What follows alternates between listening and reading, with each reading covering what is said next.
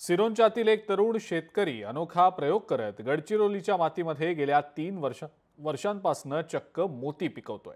रवी बोंगोनिवार असं या तरुण शेतकऱ्याचं नाव आहे। कशी आहे ही मोत्याची शेती जाणून घेऊया या स्पेशल रिपोर्टमधून।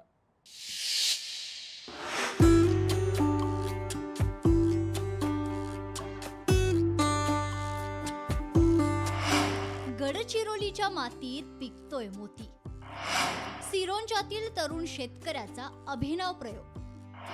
16 महिन्यात दुप्पट उत्पादनासह मोठा नफा। गडचिरोली जिल्ह्यात वैनगंगा, प्राणहिता, गोदावरी सारख्या बारमाही वाहणाऱ्या अनेक लहान मोठ्या नद्या आहेत। मात्र सिंचनाची फारशी सोय नसल्यानं मुख्य पीक म्हणून भात पिकालाच पसंती दिली जाते। त्यातच गेल्या काही वर्षात कापूस, सोयाबीन, मका पिकाचीही लागवड वाढली आहे। अशातच सिरोंचातील एक तरुण शेतकरी अनोखा प्रयोग करत गडचिरोलीच्या मातीत गेल्या 3 वर्षांपासून चक्क मोती पिकवतोय। रवी बोंगोनिवार असं त्या तरुण शेतकऱ्याचं नाव आहे। सिरोंचातील रवी बोंगोनिवार हा तरुण शेतकरी 2015-16 मध्ये मत्स्यपालन व्यवसाय करण्यासाठी भुवनेश्वर येथील भारतीय कृषी संशोधन परिषद अर्थात गोड्या पाण्यातील मत्स्यपालन केंद्रीय संस्था या ठिकाणी प्रशिक्षणासाठी गेला होता। तिथेच त्याने मोती संवर्धनाचे प्रशिक्षण घेतले आणि आपणही मोत्याची शेती करावी अशी त्याची जिज्ञासा निर्माण झाली। त्याने स्वतःच्या शेतात 0.20 हेक्टर जागेत 30 बाय 30 मीटरचा खड्डा खोदून मत्स्यपालन आणि मोती संवर्धन सुरू केलं। ते मोती पालनचा एरिया आहे 30 बाय 30 मीटरचा आणि 8 फीट डीप आहे। त्याच्यात मी मागील 1 वर्ष आधी 15 लाखाचा इन्व्हेस्टमेंट केलं। 2020 मध्ये जानेवारीमध्ये 30 लाखापर्यंत आम्ही उत्पन्न करण्याचे टार्गेट आहे आम्हाला।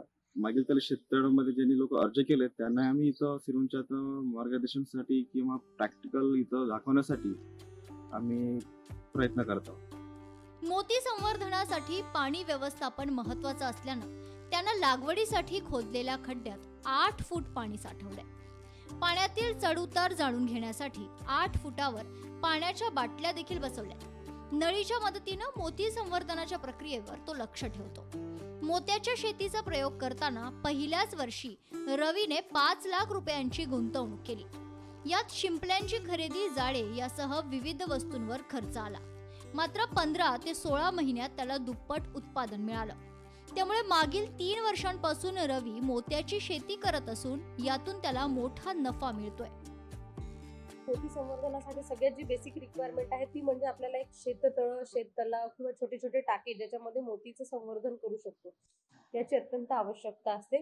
आणि गडचिरोलीमध्ये नॅचरल शेततलाव चांगले आहेत, आपल्याकडे शेततळी झालेले आहेत।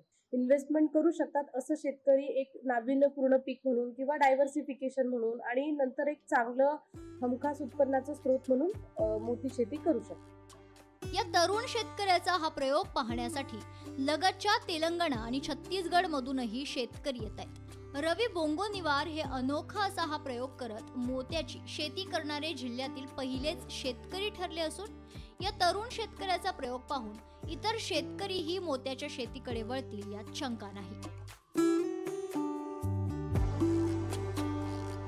पारंपरिक शेतीला फाटा देत नवीन प्रयोग करण्याची हिंमत रवी बोंगोने या शेतकऱ्यांना दाखवली आणि त्यांना आपला हा प्रयोग यशस्वी करून दाखवला। त्यामुळे इतर शेतकऱ्यांना यातून नक्कीच प्रेरणा मिळेल यात शंका नाही। मनोज ताजने, लोकशाही मराठी, गडचिरोली। लोकशाही मराठी ऐका, पहा, जागरूक रहा।